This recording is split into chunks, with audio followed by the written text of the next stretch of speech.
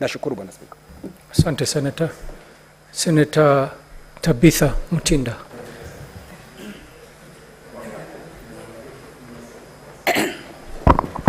Thank you, Mr. Speaker. And I want to rise by saying that I really do support and appreciate the address of the President, His Excellency Dr. William. To me, to start with, is that the address was just very to the point in terms of even the timeline that the President was able to use, and direct to the main issues that we had been able to promise Kenyans during the campaign period. He did not even get off the things that so much we had not deliberated, but it was very much focused. It was a very well-formed address, which he was able to put it and put it across very, very well. Let me start by appreciating the fact that the President, even way before the address, we have seen that he's been able to move across all the 47 counties, ensuring that there is equal development. This is because all Kenyans are paying taxes and are eligible to equal distribution of resources and services to this country, because it is in their right. I've had colleagues from the opposition today speaking and trying to bring the issues of shares and trying to indicate that Kenya Kwanza government has tried to just offer services to the regions that were able to support them, which is totally not the case, because we've seen him actually in the western region, whereby of course we did not fetch much, but equally distributing and looking at the blueprints in this region, ensuring that development is given as required by the law. Mr. Speaker, I note, even before I point out some of the issues that the President was able to address, I do note that very sadly that our colleagues from the opposition have been very negative and stated the reasons, some of the reasons that they could not attend the address last week on Thursday, pointing issues right, left, and center. But then you wonder, why would a whole honorable member who has been elected to represent his or her own people in different regions not create time then to have an opportunity to speak with the President of this country, a president who is a president of everybody, who interacted with everybody on Thursday, as we saw, who was also having different talks with different members on different issues in this country. And if the opposition in this house are very, very genuine as they try to claim, then that is the time they would have sat and had an opportunity to discuss with the President on the different issues that they felt were not addressed. That is what a leader does. One thing I want to appreciate is that I know that they were very keen to listen to the progresses, and then they listened to the President because he's the President. And if there were loopholes, if there are areas that had not been touched, it was the best time to come, because they have access as members of Parliament. Unlike the voters maybe who have minimal access, they have had a very great access that day to meet with Dr. William Ruto and have different discussions, as we saw. Members were trying to have that. So the point of trying to lie, trying to sadly tell Kenyans at this time that they were comfortably seated and drinking and whining, yet they are trying to claim that they are here fighting for the cost of hunger for the Kenyans. It is sad. It is sad. That is the time they would have used to ask Dr. William, why have you not done this, or why have you not done that? Then at that time, at that platform, they would get a response that they would then communicate to their people who actually put them in these different offices. One thing that made me very proud as a woman is the issue of the healthcare promoters. We in this House and the National Assembly were able to pass the Universal Healthcare Bill, Universal Health Coverage Bill, which had different acts in terms of the digital health, among others. And I'm happy because the President, during the, was it Mashujaa Day, was able to commission over 100,000 healthcare promoters, with also equipment.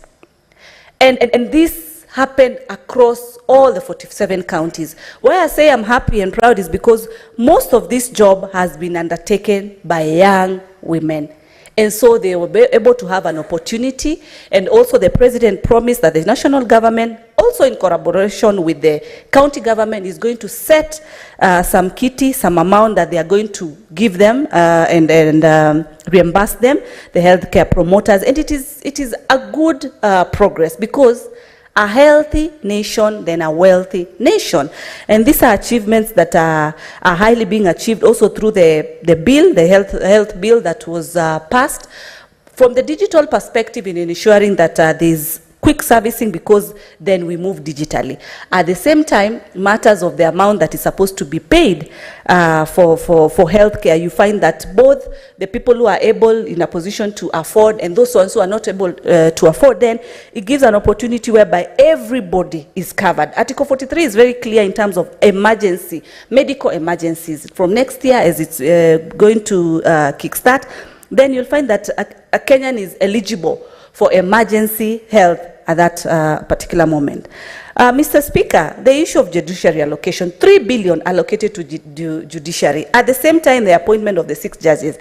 This is a big achievement for us as Kenya Kwanza, and ensuring that judiciary is independent, something that we've seen, and something that even this House respects the court rulings. Mr. Speaker, digital transformation. I've had some comments in terms of, oh, it's not happening, it's not here, because you just want to sit and drink and depend on hearsays, not even being factuous, because you're in a position to afford even bundles. So you use those bundles that you can be able to afford to deal with rumors.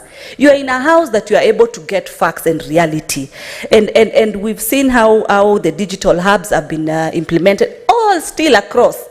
And they are continuing to be implemented, which is something that is going to create job opportunities for our young people. And this is something I want to urge the opposition to try and look at some of these things in a very positive way, so as to encourage the young generation that even voted for you, so that they can be able to have an opportunity to make extra cash, because these are stations, these are areas that they can be able to make income as required. We've seen the e-government services. As we speak, we started with about 300 e-government services. As we speak right now, and the president was able to point out, we have over 13,000 services. And at the same time, the government is still continuing to ensure we have more digital services in place. The beauty of it was agriculture, Mr. Speaker. Of course, food security is a very important key issue. And us as Kenya Kwanza, we focused on the cost of production. Because without focusing on that and reducing the cost of production, then the end product or the service that's supposed to be rendered becomes expensive. And one of the elements and the products has been the issue of fertilizer, that our colleagues have tried to negate, because I don't know if they don't do farming or which area they belong to. Because when a cost of fertilizer comes from Kenya shilling 7,000 to where we are at 2,500, even if you've not so much gone to school, this is natural, that you can be able to know that you need the basic skills to ensure that you maximize your farming productivity, so as to ensure that there is food security. The cost of unga that they refuse today, then how will you know if your work is to sit back and drink from morning to evening, and you don't even have time to go and go, because when you go back to your house, your meal has been prepared, you do not even know, and you don't have time to go and find out. We are coming from a 250 cost of unga today, and it's ranging between 150 to 180. That is the range. But how will you know?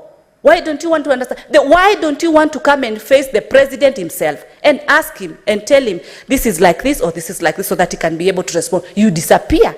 You go whine, you go drink, and you think that is going to build and give Kenyans the right answers. As I wind up, Mr. Speaker, the issue of housing. I'm happy because as a Nairobi delegate, job creation. I've attended one of the groundbreakings of the housing project in Nairobi. And I'm happy to state, even before this house, that the local manufacturing, the Jua Kali associations, they have been brought together so as to ensure that they are given the first priority of the local supplies in this country, be it the doors, be it the windows, whatever is needed that can be produced locally. That opportunity is accorded to them. That business is according to them. Lastly, Mr. Speaker, the Hustler Fund.